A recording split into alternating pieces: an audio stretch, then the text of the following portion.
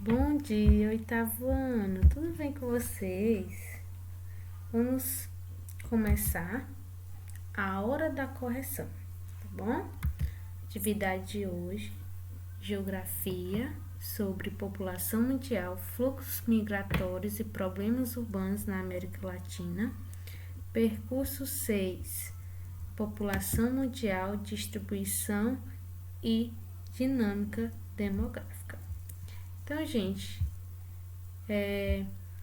lembrando que se você tiver errado, não esqueça de dar pause no vídeo e corrigir a questão, tá ok? Ainda quem não fez a atividade, pode estar fazendo e enviando para mim, que aí eu dou a média 6, tá certo? Vamos começar. Abram aí o livro na página 64 pra gente acompanhar, ok? Questão 5. Explique o processo de crescimento populacional que resultou em uma explosão demográfica após a Segunda Guerra Mundial. Então, após a Segunda Guerra Mundial, houve um crescimento muito grande da população. Então, quais foram os motivos para que isso tivesse acontecido, né? Isso aconteceu. Vamos lá. Novas descobertas em medicina surgiram após a Segunda Guerra Mundial, vacinas e antibióticos, por exemplo, proporcionando quedas acentuadas nas taxas de mortalidade. Isso, porém, não foi acompanhado de queda das taxas de natalidade, levando ao aumento do crescimento populacional, principalmente nos países menos desenvolvidos. Então, as pessoas, como estavam sendo tratadas, com vacinas e antibióticos, a taxa de mortalidade teve uma queda muito acentuada e a taxa de natalidade, ou seja, mais bebês nasceram, teve um crescimento muito grande. Por isso que houve essa explosão demográfica, ou seja, este crescimento populacional. Entendido? Questão 6. Por que a população mundial não está distribuída de modo uniforme em todo o globo? Explique. Então, o planeta Terra, vai ter lugares com mais pessoas e lugares com menos pessoas. Por exemplo, São Paulo, é uma cidade bem populosa, mas o Alasca, que fica nos Estados Unidos, tem uma população mínima. Por que isso acontece? Vamos ler?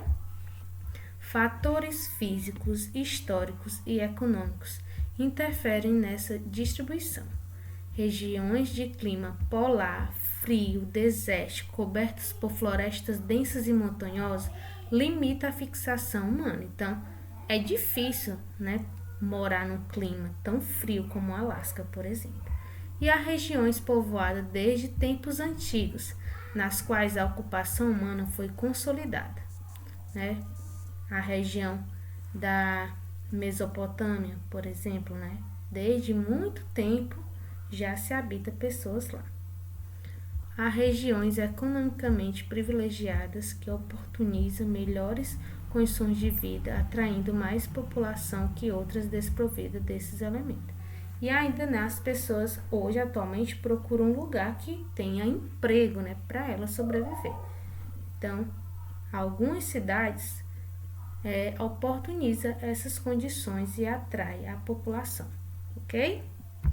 Questão número 8. Qual é a relação entre a taxa de mortalidade infantil e as condições socioeconômicas de uma população ou país? Vamos lá. A estreita relação. Como assim? Boas condições socioeconômicas resultam em baixas taxas de mortalidade infantil. Essa taxa relaciona-se ao acesso à saúde, à qualidade e à quantidade de alimentação da gestante, mães e crianças, às condições de saneamento básico, ao nível educacional e à renda dos pais. Então, se a família, ela vive nas condições economicamente boas, tendo uma saúde de qualidade, uma boa alimentação, condições de saneamento básico, que é o tratamento da água e do esgoto. Então, logicamente, né, que a taxa de mortalidade infantil vai ser mínima. 9ª questão. Como você explica o aumento da esperança de vida média ao nascer em muitos países do mundo? É fruto de melhorias na medicina e nas condições sanitárias, da tomada de consciência da necessidade não somente de alimentação saudável, mas também da prática regular de exercícios físicos, né? Então, para que haja um aumento da esperança de vida média ao nascer, então precisa que esses países tenham melhores condições para oferecer para essas crianças que estão nascendo, tá bom? 12ª questão e última, né? Observe a tabela para responder. Aí nós temos aqui na tabela a área e população em 2017 dos países Turcomenistão, Gana, Honduras, Polônia e Nova Zelândia. Aí tem dizendo a área e a população de cada país desse. Então, letra A, calcule a densidade demográfica de cada país da tabela. Então, vocês podem fazer esse cálculo até mesmo na calculadora, ok? Como é que a gente calcula a densidade demográfica? A gente pega o número da população e divide pela área. Então, no Turcomenistão, se eu dividir 5.658.000 pessoas por 448.100 km², vai dar exatamente o quê? 11,8 habitantes por km². Do mesmo jeito vai ser nos outros países. A Gana, quando fazer a divisão, vai ter 120,4 habitantes por km². Em Honduras, 82,6 habitantes por km².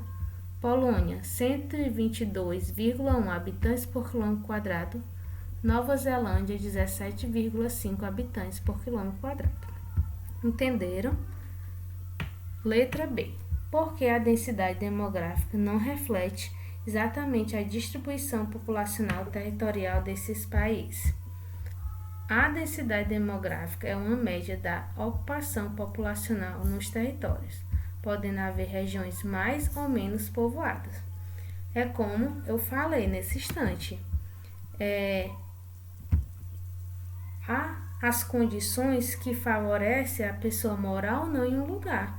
Então, mesmo que tenha, né, por exemplo, aqui em Gana, 120,4 habitantes por km², não quer dizer que em cada km² vai ter 120,4 habitantes. Vai ter regiões da Gana que vai ser mais habitadas, com mais pessoas, e vai ter outras regiões que vai ser menos habitada, porque as condições do lugar não favorecem a moradia, entendida?